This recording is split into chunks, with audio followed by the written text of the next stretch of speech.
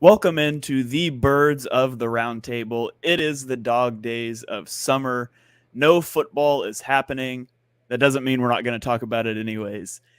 Joined here by the man Dibes. Give him a follow on Twitter at Mr. Crockpot. Dibes, how are you doing this evening? I'm doing well, man. We've been crushing some content about player development. This is my happy spot. This is my happy place. I'm excited, man. This is going to be fun. Absolutely. Also joined by Ryan Reese from Philly Sports Alliance. Give him a follow on Twitter at Philly Sports PSA. Ryan, how are you doing this evening? I'm doing great. I had my last day of work for the week, and I'm heading down to Sea Isle tomorrow to hang out with my good friends Jason Kelsey and other Eagles. Nice, nice. I am not doing anything cool tomorrow, or in the even immediate future. But I got a new phone today. I guess that's kind of cool. Although that was actually just kind of a nightmare. But my phone no longer charged. If you plugged it in, it wouldn't charge, so it had to charge wirelessly, and then it would get really hot, and it just wasn't a good thing. So finally did that. But we got Danielle chiming in on YouTube. Yo, welcome to the show.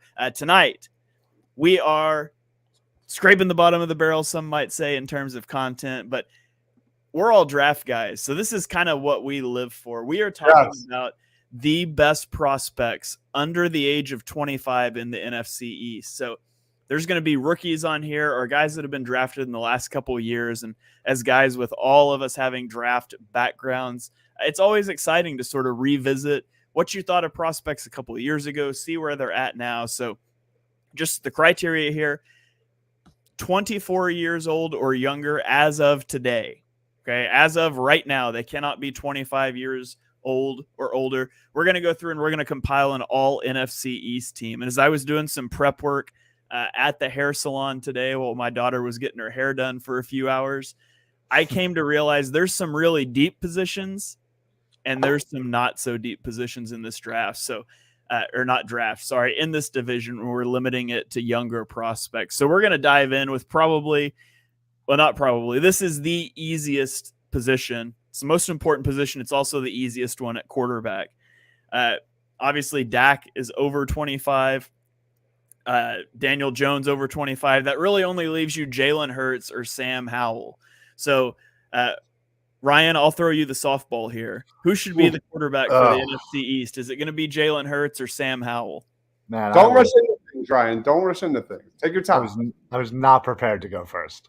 Man, this is so tough. I mean, listen, Sam Howell clearly is a great player as he puts up the Jalen Hurts picture. Come on. This is the easiest one I think we have, for sure. Jalen still being 24 and younger will definitely go on this list as the overall quarterback that you're putting at running back. Oh my gosh! Whoops. Yeah, don't leave him there. You're going to have some angry people in your mentions. Yeah. Although let's just go ahead and say, for the record, Jalen Hurts is the best running back under the age of 25 in this division as well. He actually is too. I mean, come on. I mean, he has had a great rise since he's been in this league. Obviously, last year having his best year, taking the Eagles to the Super Bowl. It's we don't even need to talk about it anymore. Too easy. All right, Dibes, why is he wrong? Why should it be Sam Howell? I mean, Sam Howell has worlds of potential. Clearly the Commanders did not draft a quarterback in the 2023 draft. They picked up my guy Ricky Stromberg. They picked up Braden Daniels, who was one of my biggest sleepers in the draft. They're trying to build around such an elite quarterback prospect in Sam Howell. No, I'm just kidding. Is Jalen Hurts top to bottom? Come on, guys! This is a guy who was second in MVP voting. Wow, I'm just kind of shocked when you go through some of these positions, and I feel like we're going to say this a lot. Is Sam Howell really? Come on, like what? That's shocking. Like there was a time when the Eagles couldn't sniff a quarterback to develop we were talking about guys like Clayton Thorson and just real bums. And Sam freaking Howell, the guy is so many years away, I think, from being an impact player. I don't buy any of that in Washington. All right, we'll make it unanimous then. We'll just go ahead and say that it is Jalen Hurts. But let's move on to a position that is a little bit more interesting, and that is running back. So I think there's a few different ways that you could go with running back here. Now, a lot of the good running backs you would think of are not under 25. Tony Pollard, not under 25. Saquon's not under 25. Antonio Gibson, none of those guys are under 25, but there's a trio of guys that are. And two of them are in Philadelphia, and DeAndre Swift and Kenny Gainwell. And then you have Brian Robinson in Washington. So, Dibes, I'll throw it to you first. Which one of those guys do you think is the best running back prospect in the division under the age of 25? I'm going to go with DeAndre Swift, but that doesn't mean I don't think Brian Robinson is not going to put up a very good season. I think DeAndre Swift behind the best offensive line in the league. We talk about Miles. We talked about this a ton on this show, man. Miles Sanders excelled last year in playing before contact. DeAndre Swift does the exact opposite. We haven't had a bruiser type of running back like DeAndre Swift in a long time. And that's not to mention how much he's going to upgrade the offense with his receiving ability. This guy, if he stays healthy, can really put up a ton of stats. I'm talking, right up there with Eckler and McCaffrey. And, I think Brian Robinson's a really good story. He had a really good rookie campaign despite being a victim of a shooting prior to the start of the season. He did miss 4 games. I think he's going to be the number one guy in Washington. I think he's going to lead Washington in carries and rushing yards and probably rushing touchdowns, assuming he stays healthy. But let's be honest, DeAndre Swift has a huge question mark at that same question mark. So for me, I'm going to go DeAndre Swift, but I don't think it's that I think it's a close race. All right. Yeah, I think it has to be between those two. I threw Kenny Gainwell in there because he fits the criteria. He kind of came on in the playoffs, but I ever so slightly lean Brian Robinson. But I think DeAndre Swift will have a better year this year, assuming he stays healthy. He's in a better situation. He's running behind a much better offensive line. Brian Robinson's yards per carry didn't nearly match DeAndre Swift's last year. And, of course, the Washington offensive line's not that great. So I would ever so slightly lean Brian Robinson, but I'm very open to DeAndre Swift. So we're going to throw it to Ryan, and Ryan's going to break the tie here. You got the softball last time, Ryan. You got to make the decision now. Well, and I agree with you guys. I think this is definitely a very close race here. But I am going to give the nod to DeAndre Swift. And it's honestly, it has nothing to do with the fact that he's an Eagle. I was always a big fan of him, when he came into the league with Detroit.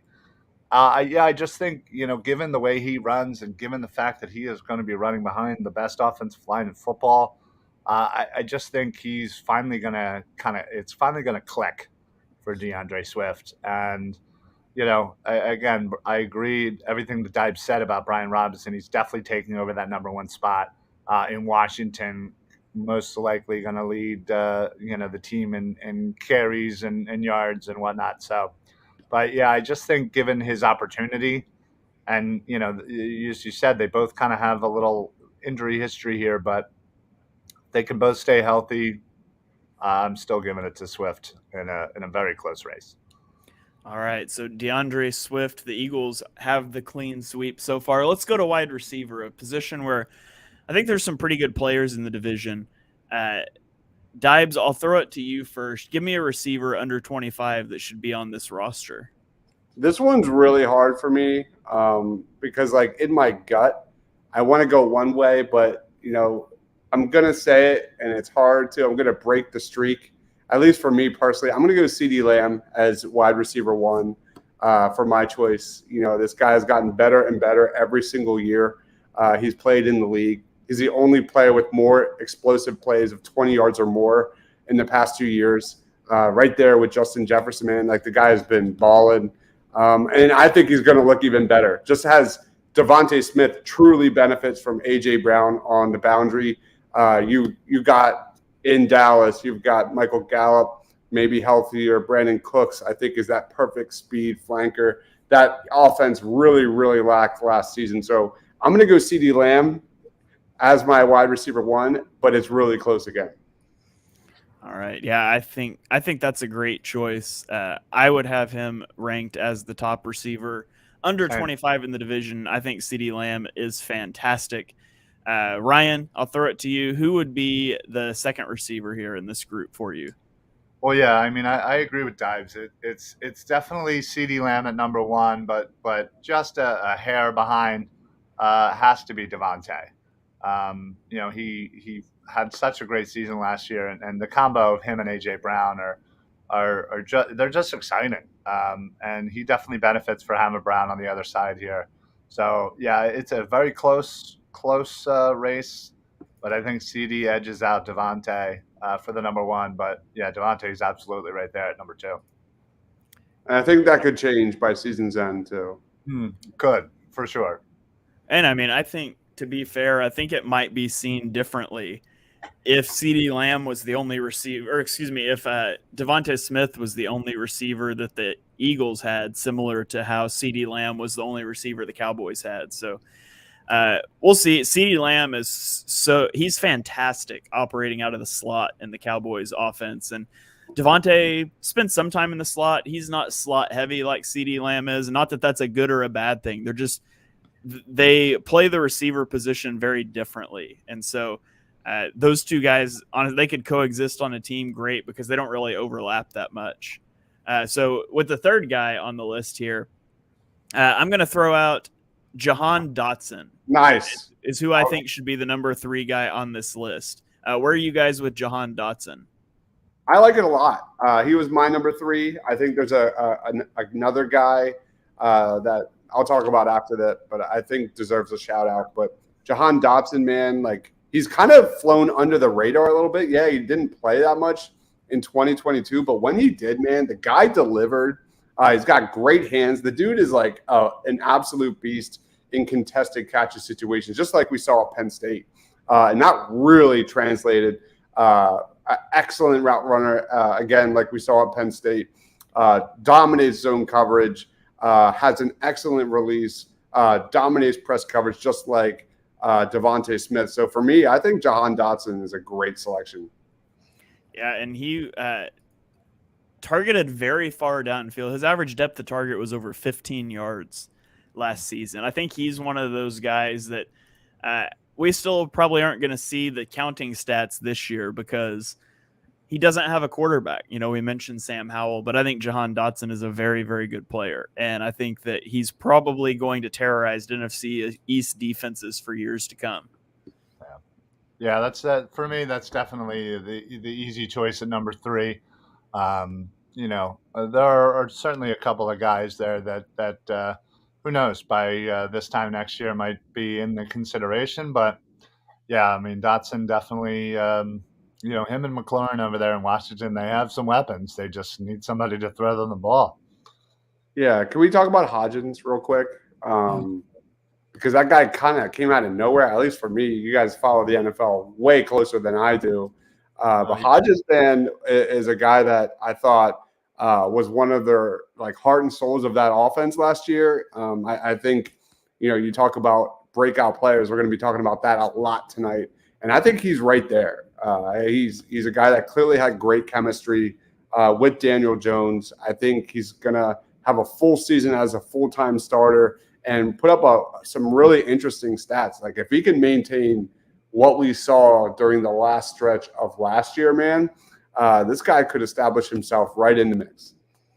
Yeah, he quite literally came out of nowhere. He came off of the Bills practice squad, and kind of some dramatic mismanagement by the Bills there, who desperately needed any wide receiver other than Stephon Diggs, and turns out they had a good one on their practice squad that they let get away. So I think, he's on that list. You could throw Jalen Hyatt, the rookie, who went later than people thought he would. A lot of people thought he was a fringe first-round pick, fell all the way to the third round. I think you could throw him into that mix, but obviously none of those guys beat Jahan Dotson. So, all right, we still have yet to get a giant on the board here. Let's go to tight end, and this is one of those positions where there's just nothing. I'll read the names here because if I just asked you tight ends under 25, you probably wouldn't know any. So you've got Jake Ferguson for Dallas, the tight end who was so good that they drafted Luke Schoonmaker in the second round. Luke Schoonmaker, who's already 24 years old. You've got Grant Calcaterra, who barely played. You've got Daniel Bellinger for the Giants. So that's pretty much it when you look at tight ends under 25 in the division. There is not much there.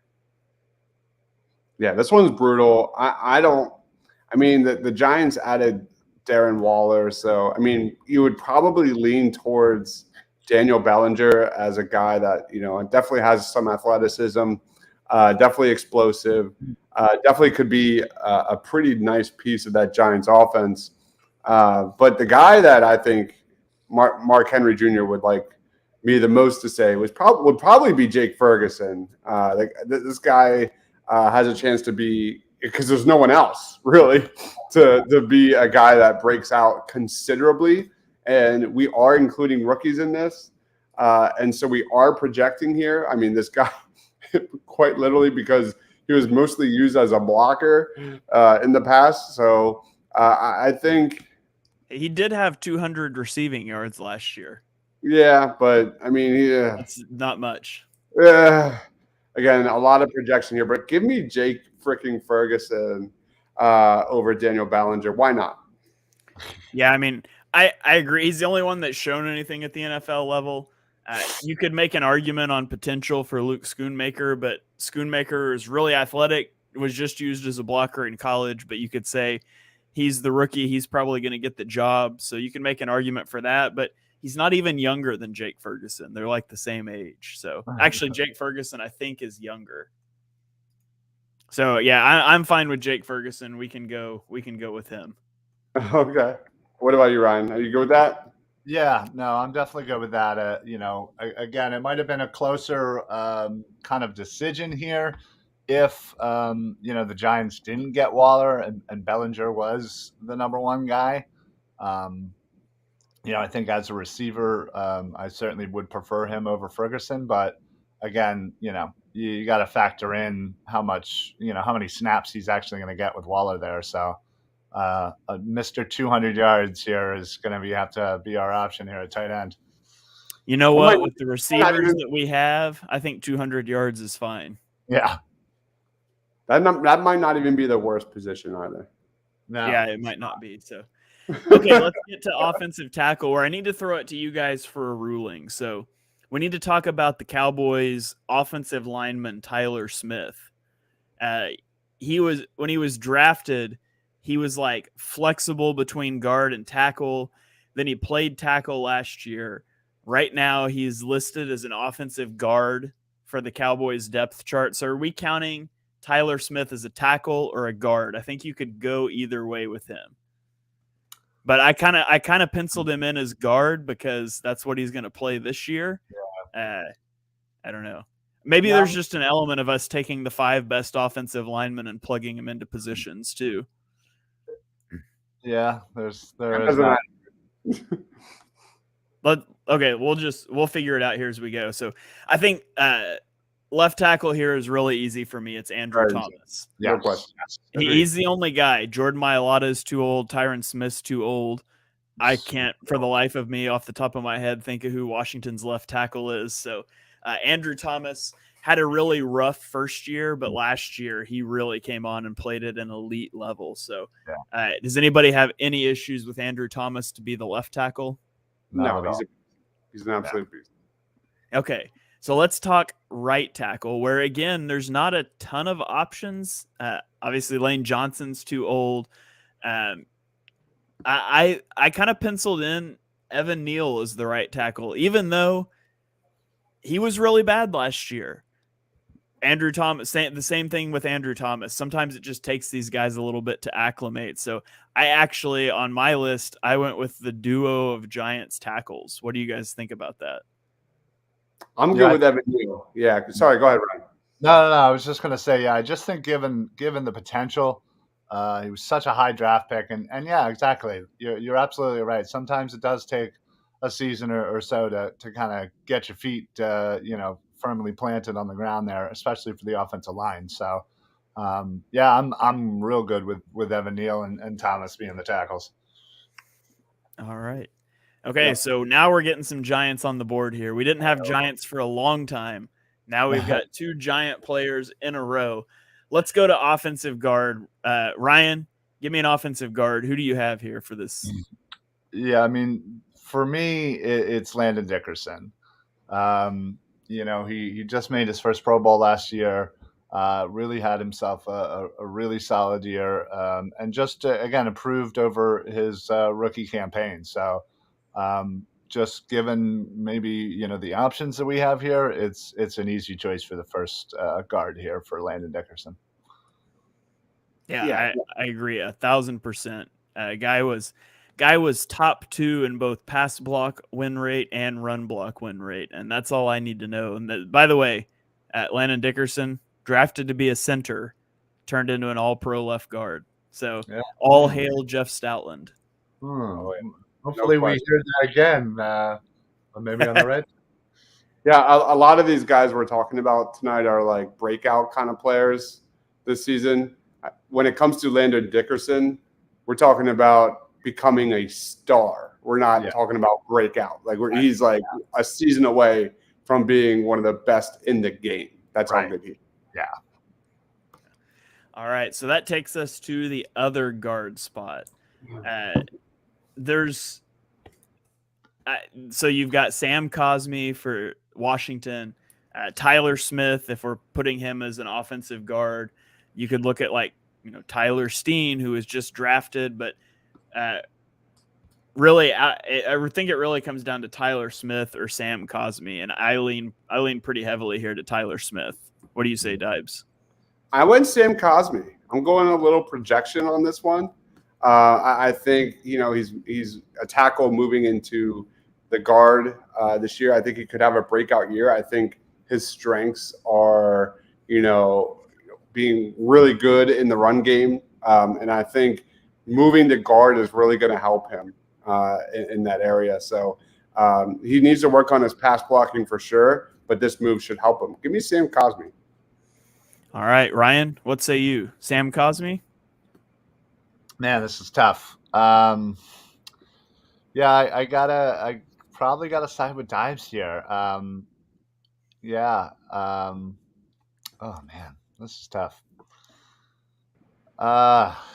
You know what? Yeah, I'll just say Sam Cosmi because again, he's done it. He's not, again, it's not kind of switching over, and I mean he's not great, but he's solid. Doesn't kill you, kind of guy. All right. So then let's take it to center and Dibes. I've got to throw this one to you first. You basically the center options in the division are Cam Jurgens, who may not even play center this year, and your guy John Michael Schmitz. Oh boy. Who do you have as the best under 25 center in the division? You know where I'm going with this one, Shane. Shane and Mark literally made fun of me when I put this guy in my top 15 rankings in the draft this year. I think John Michael Schmitz is a sensational prospect, highest graded center per PFF last year, 6'4", 320 pounds. He's this is his rookie year, but he's an older prospect. He's actually 24. So next year he won't even be in his second year on this rankings if we do this a year from now. But he never allowed a single sack in his college career. Just a very good, balanced, all-around prospect. He's not a versatile guy like a Jurgens who can play all over the place, but I don't know. Maybe Jurgens doesn't have that versatility. We will learn this year. But for me, John Michael Schmitz playing on that O-line. I'm really intrigued. All right, Ryan, do you agree with Dibes? Yeah, I do, and mostly it's because Jurgens is not going to be playing center this year. I think I'm not 100% sure exactly how old he is, if you happen to have it, but again, if he's young enough, I could easily see him being on this list next year at center, depending on how Schmitz does as well, but. Yeah, I just think we're going off of potential here, and I think he really has an opportunity to kind of really get this Giants offensive line kind of on the right track. Yeah, Jurgens turns 24 in August, so he will be eligible for the list next summer when we do it again. So, nice. And I agree with you guys. I actually thought I'd have to argue with you on this one, but I think it's John Michael Schmitz. It just comes down to I had John Michael Schmitz rated higher than I did Cam Jurgens in their respective drafts, and Jurgens didn't play last year. And I mean, I loved what I saw of Jurgens in preseason last year. I think he's got a really exciting future, but I really like John Michael Schmitz. So there you have it on offense. It looks like we've got 3 Giants all on the offensive line. That's so you tell me who builds through the trenches in this division. That's pretty good. That's pretty good. Yeah.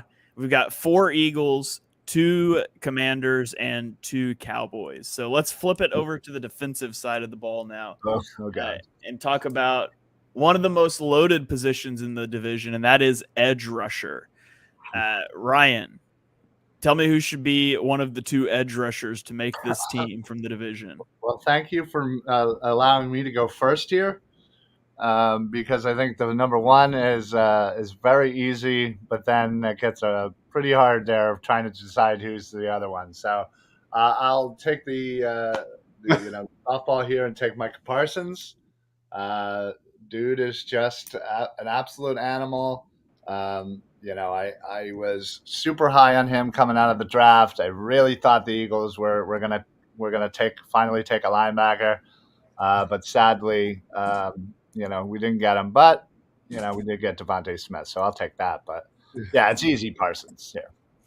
Yeah, I cannot emphasize how much the Cowboys stumbled backwards into Micah Parsons, one of the best edge rushers in the entire NFL. Like, they drafted him to be an off-ball linebacker, and they played him at off-ball linebacker, which is what he did in college until they figured out, he's actually just like a top 2 edge rusher in the entire NFL. So very unfortunate. We know Micah's heart is with Philly from his Twitter escapades. So maybe he'll end up there someday. And he's the clear choice for number 1. It doesn't get so clear at number 2. So there's a few guys we probably need to talk about for the number 2 spot. But Dibes, who do you think is the second best edge rusher under the age of 25 in the division? First, let me do a quick introduction. I'm not sure if David could hear us or not, but he is one of the new co-hosts of Birds of the Round Table. He is at PHL Eagles News on Twitter. So I don't think he can hear us. We'll work on that. I can hear you now. Oh, what's up, man? What's going on? What's going on, guys? What's going on, buddy? Welcome to the show. How are y'all? Pretty good. Pretty good. Just killing time until this Eagles season starts. Yeah. Pretty much. Yeah, I know that. For me, I'm going to go into a guy that I really liked through the draft process a couple years ago. Give me Kayvon Thibodeau, because I think the other guy is in a make it or break it season. Tibbs, man, he didn't have the surface stats his rookie year, but you watch the game, man. Like he affected the game in so many areas that do not show on those surface stats. He won't even turn 23 until this December. He's young. He's growing. I just think his upside moving forward is really, really intriguing. I love Kayvon, man. I really am hopeful he really has a huge season in 2023. Yeah, I am with you. I had Kayvon Thibodeau as my number 2. He had like a 9.8% pressure rate this season, only notched 4 sacks, but he was constantly impacting plays while sort of somewhat changing positions because the Giants run like that 3-3-5 sort of thing. So he's kind of a stand-up outside linebacker pass rusher now. I really like Kayvon Thibodeaux. I thought he was the best edge rusher in that draft, and I don't think anything that happened in his rookie season changed my viewpoint on that. So I have Kayvon Thibodeaux as number 2 as well, but you can make an argument for Chase Young. And so Chase Young, obviously, it hurts him that he was injured for the majority of last season. Washington obviously declined his 5th-year option. So he's, like Dibe said, he's in a make it or break it season. And I fully expect Chase Young to bounce back this year, assuming he stays healthy. But for right now, I would have KT above Chase Young. Did you know Chase Young has never had a pass rush win rate percentage above 12.1%? Like, for reference purposes, Hassan Reddick was 28% and Josh Sweat was 21% last year, man. That's pretty crazy. I'm just throwing that out there. The dude has 1.5 sacks the last 2 years. Yeah. Yeah, there's no doubt he's been a disappointment. You know, coming out of that draft, he was the generational prospect, right? What draft was he in? I can't even remember now. Was it 2019? 2019 sounds right. 2020 draft. I was going to say 2020, yeah. Yeah, so he comes out in the 2020 NFL draft, and obviously the Commanders have had a different quarterback like every year for the last 20 years. And that's the draft. Joe Burrow goes 1, and then Washington took Chase Young, number 2. And in hindsight, I'm pretty sure that they would have loved to have taken Tua or to have taken Justin Herbert in that spot rather than taking Chase Young. Yeah. But, at least they didn't take Jordan Love. So could always be worse. But that's just one of those things where, I don't care how generational the guy is supposed to be.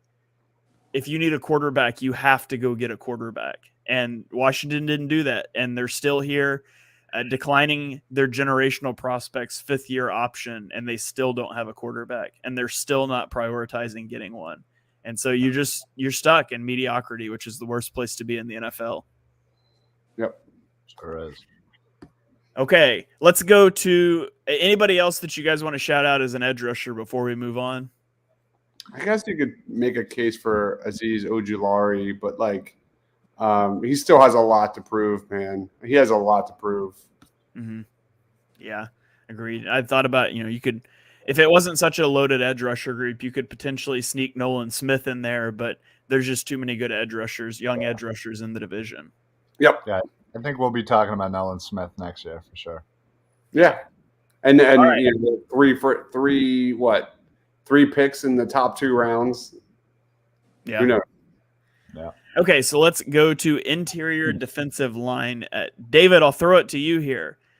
Interior defensive lineman in the division under the age of 25. Who's a guy you think should make this squad? Without any prep work whatsoever, Jalen Carter. Yeah, absolutely. He was number 1 on my list. I mean, it's not there's a lot of good interior defensive linemen. We talked about some of them last week when we did our all NFC East squad. Daron Payne, Jonathan Allen. You've got Fletcher Cox. There's lots of interior defensive linemen, but as far as young guys, it doesn't really get much better than Jalen Carter. And Jalen Carter is one of those guys that's supposed to be one of those generational prospects. And the Eagles were fortunate enough to snag him as he fell down the draft board. And hopefully he'll make a big impact in his rookie season. Does anybody have a problem with Jalen Carter as number 1? No. Go ahead, Ryan. No. You go. No, he was my number 1 guy in the draft this year. I was doing backflips when they were able to get him. I think he's got probably a projection at around 5 to 8 sacks next year. That's how good I think he is. I think he's going to be a tackle for loss machine. Yes, the Eagles love to rotate their D linemen, and I think we'll probably be talking about another one very soon. But I think Jalen Carter is worthy of the hype. And I mean, his play strength, his twitch, his ability to just cause havoc, just shed blocks, be a 3-down D lineman, impact the run game, beat guys to spots consistently, top to bottom. I can't wait to watch him play, man. I'm just geeking out sitting over here just talking about it.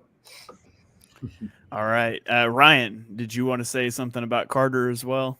No, I mean, this is an easy choice. There's not a lot of great D tackles, interior defensive linemen, 24 and younger in this division right now. And the Eagles seem to have grabbed themselves a couple of really good ones. And to be perfectly honest, I would say Jordan Davis should be the other one. I just don't think there's anybody here that the potential of Jordan Davis. I don't think there's anybody in the division under 24 and under that would match that. So we can go ahead and throw him on there. The other option, you could look at Oso Odigizua from Dallas. Dallas fans might argue for Mozzie Smith as well, but Mozzie Smith is Jordan Davis but less athletic. Neither one really have much pass rushing chops, and so I'm perfectly fine. I'm totally on board with the Eagles having both interior defensive line spots. And to be fair, there's a lot of projection on the Eagles side. A lot of projection. I mean, Jordan Davis, he definitely had flashes, but it was a pretty up and down season. Lost his starting spot. I do think, that Jalen Carter selection is going to just be so big for his development, playing alongside a guy like that. So for me, I think this is a no-brainer. All right. Well, let's move on to linebacker. And this is one of those real yikes position groups. In general in the division, linebacker's pretty yikes, but when you narrow it to under 25, it's really tough. Ryan, who do you have here at linebacker? I feel like I'm only picking Eagles here. I don't want to sound like such a homer here, but yeah, honestly, you're absolutely right. It's bare bones here. Nakobe Dean has there's a lot of expectations from him coming into this year. And I think, he seems to be taking on the role of, the leader on that defense as far as, the quarterback getting the green sticker on the helmet. And yeah, I just think potential is high for him. And, we saw small flashes of it last year. And, I just think sky's kind of the limit for Dean here to really step up and become the man for the Eagles defense. All right, David, how do you feel about Nakobe Dean being one of these linebackers? He's the only one that comes to mind for number one as well. Mainly just because I agree with what you guys said. There's nobody young anywhere in this division that's really good. I don't know who y'all have as two, but again, I did not prep for this at all, but I probably have Jabril Cox second, just because I don't know who else to pick. So I'd say Dean's running away with the first spot. Yeah, I'm on board with that. I had Nakobe Dean as number one too, and actually Jabril Cox is already 25. He turned 25. Oh, okay. So wow. He's technically, because he would have been on the list for me, and then I checked his age and I was like, shoot, Gotcha. I didn't use him. So let's talk linebacker too. Does anybody have a linebacker too that they want to advocate for here? There you go. Is it Jamin Davis? Jamin Davis. Jamin Davis. I mean, he had a pretty decent breakout season last year. Definitely improved significantly from his rookie season, especially in coverage. Only 3 missed tackles as well. That's the only guy I can really think of. Like DeMarvion Overshown, who was kind of a prospect that I liked. But give me Davis out of Washington. I think from an athletic profile alone, I think he's got some upside. We'll go Davis. Yeah. Jamin Davis is who I had number 2 on my list, and I think Jamin Davis stinks. I thought he shouldn't have sniffed anywhere near the first round when Washington took him at 19. I thought he was awful as a rookie. He was better last year, but again, it was better than being awful. It's not like he made a real big leap. So, I mean, I had him too, but I think he stinks. Jeez, but that's how you really feel. It's either him or a 5th-round rookie in DeMarvin Overshown. Right? So, pretty much. So, Jamin Davis it is in my book. All right. Okay, let's go on to cornerback. Cornerback, there's a lot of rookies, I feel like, in the mix on this list. And then I think there's one guy that kind of stands out above the rest. The guy that stands out above the rest is Trevon Diggs. Trevon Diggs is very polarizing online. I did think he scaled back last year on his aggressiveness. And you saw he didn't have the interceptions he had as a rookie. He didn't get burned as much as a rookie. He kind of stabilized a little bit. But at the end of the day, he's a playmaker at the cornerback position. And I think he's obviously the best corner under 25 in the division. I think he's a darn good cornerback. I think if you consider all the corners in the division, he's still a top 3, maybe top 4 guy in the division. So Trevon Diggs is who I would have as CB1. Ryan, you good with that? Yeah. I mean, as you said, there's a lot of rookies floating around here in the cornerback room, but the fact that Trevon Diggs is 25, it's an easy no-brainer for him being number 1. That's for sure. All right. Well, who do you have, Ryan? Who do you have at number 2? I think I'm going to go with Emmanuel Forbes. I was pretty high on him coming into the draft. I think him falling to Washington, they got themselves a great player. And, I just think, he's going to need to prove himself and pretty early and pretty often. I mean, he's literally going to be going up against CeeDee Lamb, A.J. Brown, Devontae Smith. And obviously, in practice, he's going against McLaurin and Dotson. So, I mean, he's definitely going to get tested. And I think he is good enough to kind of hang a little bit. Hopefully not against, A.J. Brown and Devontae Smith. But, I think expectations for him are super high for this year. And I expect him to live up to most of them. All right. Dibes, Emmanuel Forbes at number 2. Are you good with that? I probably would have put him at number 3, but that doesn't mean to say I don't like Emmanuel Forbes. I was really high on him throughout the draft process. If you watch that, obviously an explosive athlete, big-time playmaker.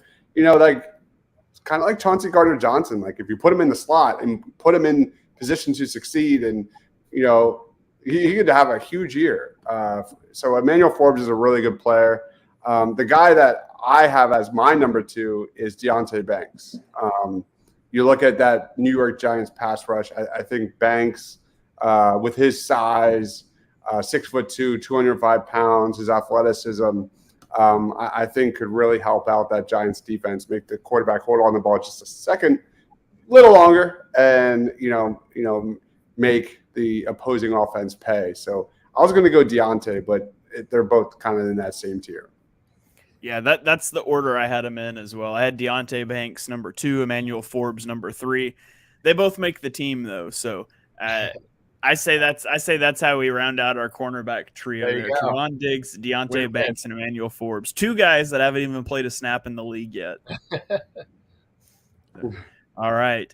Then let's transition to safety, which is another one of those groups where there is just not a lot of great players, to be honest.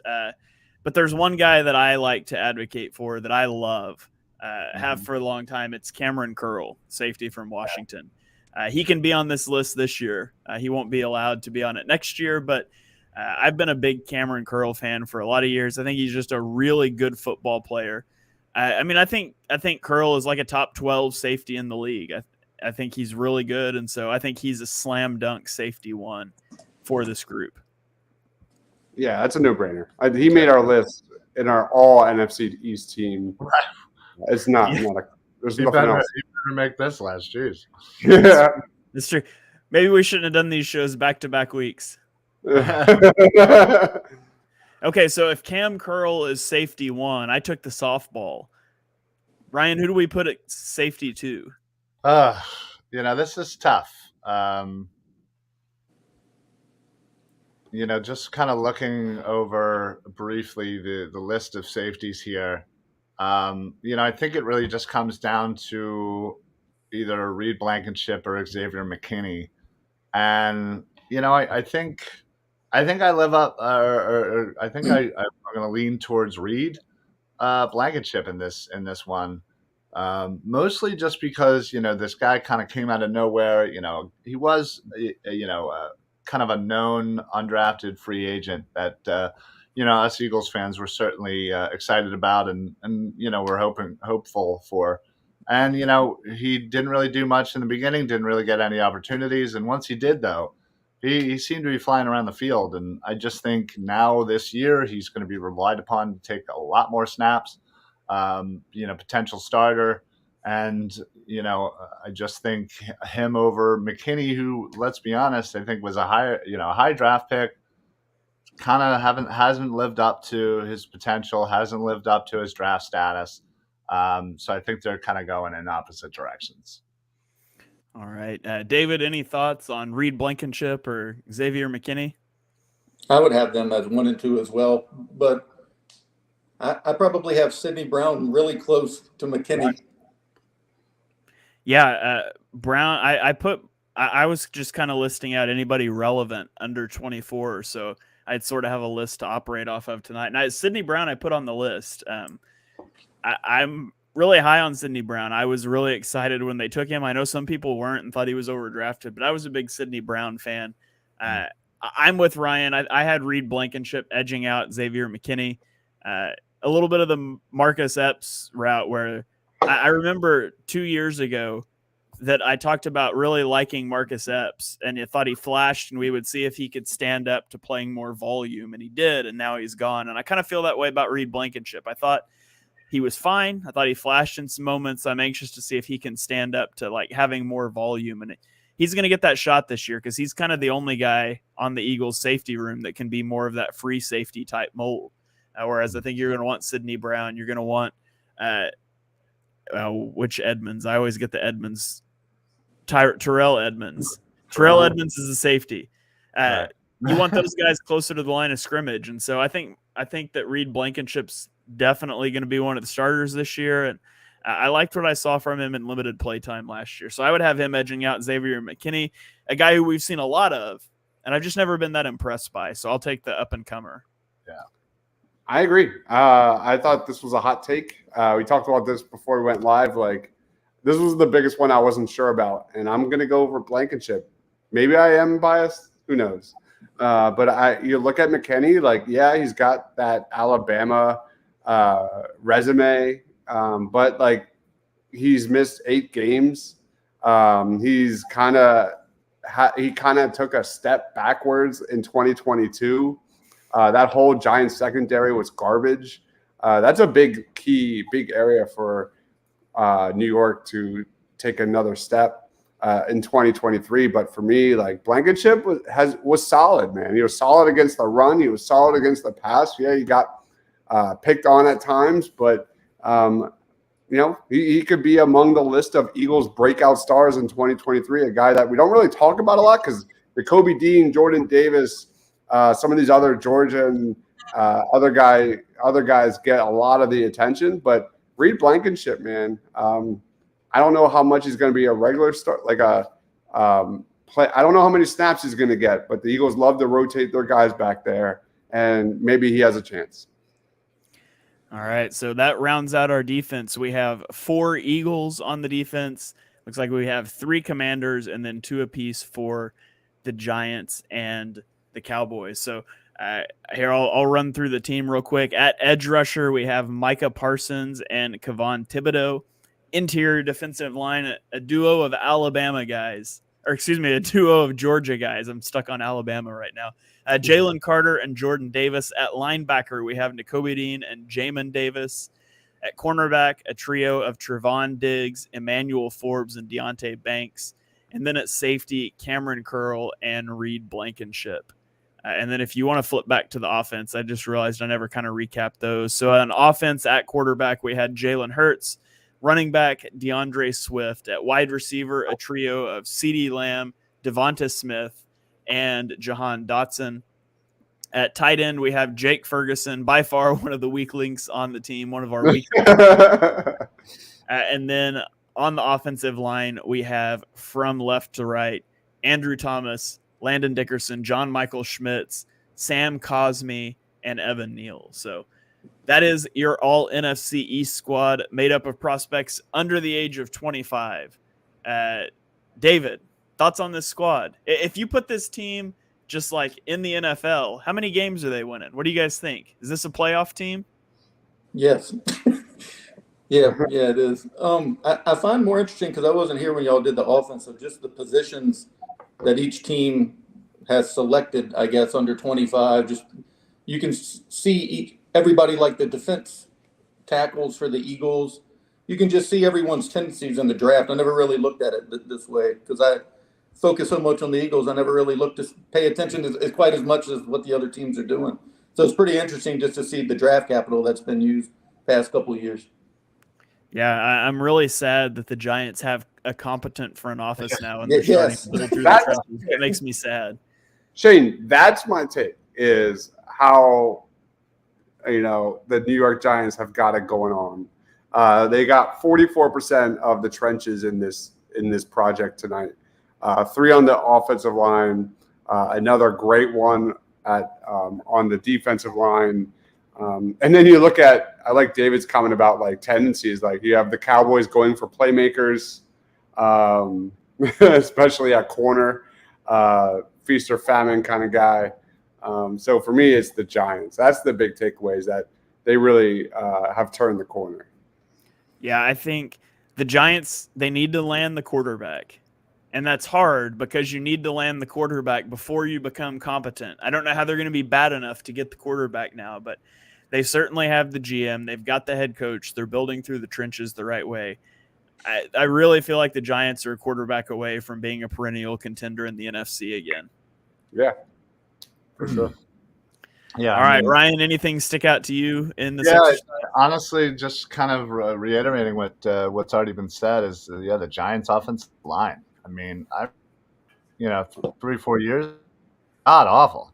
And now the future looks bright there. Maybe they kind of saw what the Eagles were doing, and always having such a solid and great offensive line, and how they've been able to replace players throughout the years. We have some older players on the offensive line, but we already replacing players. We already have future backups. So yeah, I think they took a page out of that book, and again, it's not great to see, but yeah, they're doing it the right way, just like the Eagles. So it looks like the rest of the division adopted Howie's position on linebackers as well. Yeah, well, I don't know about that. The Commanders keep drafting them. They're just never any good at not succeeding, but yeah, they're drafting. Yeah. All right. Well, that is going to about do it for this exercise. I hope those of you watching, playing along at home, you guys can drop us some comments if you think there's guys that we missed. I know that we had a few comments for players that are actually 25 already, like Benjamin St. Juste for a cornerback spot. He actually just turned 25, so was ineligible for this list. But drop us a comment. Let us know what you guys think. Let us know what you think we missed. Other than that, that's about all we have for this episode. So let's go. Final thoughts, plugs. Dibes, I'll throw it to you first. Give us your final thoughts. Anything you want to plug, the floor is yours. No, I just want to say welcome, David. It's going to be fun, man. It's going to be a hell of a season. I'm excited for Summer League. That's kind of like, I was talking to Ryan last weekend on our show. Like, Summer League is kind of like the start of Eagle season in a sense, because it's kind of like the biggest distractor. It's like 2-3 weeks, and right after that, training camp starts, and that's all I can think about right now. Just getting through week after week. There's not a lot to talk about right now, but this is the most hyped Eagle season in a long time, man. We'll have a ton of content, ton of videos, all that kind of stuff. Party on Broad will be on Wednesday. I have no idea what we're talking about. We'll figure it out. Last week we did top 10 prospects in Philadelphia across all sports. I was actually the guy that had the most flyers on my list. And I was actually the guy with the least amount of Sixers on my list. So there was a shocker. But yeah. If you're talking about prospects, I'm excited what the Flyers are going to do in the coming days. There's a lot of noise. So that's about it, man. That's about it. Welcome, dude. Right. What time? What time is Party on the Rod on Wednesdays? 6 o'clock. 6 o'clock. All right, you guys be sure and tune in at 6 o'clock. I can never remember. But you guys be sure you tune in and check that out. Ryan, you are up. The floor is yours. Final thoughts, plugs. Yeah, this is always a fun exercise to kind of take a look at some of the younger players in our division. And yeah, just like Dibes has said, I love looking at prospects and kind of seeing where they may end up further down in their career. So I'm actually excited to kind of do this again next year to kind of compare and contrast our lists here. So as far as plugs, you can follow me, of course, on on Twitter, Philly Sports PSA, Facebook, YouTube. Make sure you put on those automatic notifications so that you get all of the Philly Sports Alliance shows and, of course, all of the Edge of Philly shows. You can catch me and Dibes doing some NFL draft prospects lists. We just did Big 12, so check that out. Make sure you like that video on YouTube. This Friday, we're going to be doing Pac-12, so that'll be exciting. Yeah, I mean, not as exciting as ACC or SEC, but yeah, so certainly keep loving those videos. We're going to keep doing draft content all the way right up until about 2 seconds before the draft. But yeah, so loving that. And David, welcome to the Birds of the Round Table family. Yeah, thank you very much. Next time I'll know what the topic is prior to coming on. So I have a fighting chance. We don't even know. Yeah, absolutely. All right, David, newest member of the show here. Tell the people where they can find you online and what you've got going on. My Twitter handle is just PHL Eagle News, but you can read everything I write, and also Greg Hart at PhillyCoverCorner.com. Amazing stuff. Thank you. David, tell me, what was the Twitter handle? PHL? Eagle News. Eagle News. News, the most generic thing I could think of. Is that it? Yep. All right, so I put it up here on the screen for those of you watching live or watching on the replay here. You can grab it off the screen there, and be sure you go follow David and follow his work.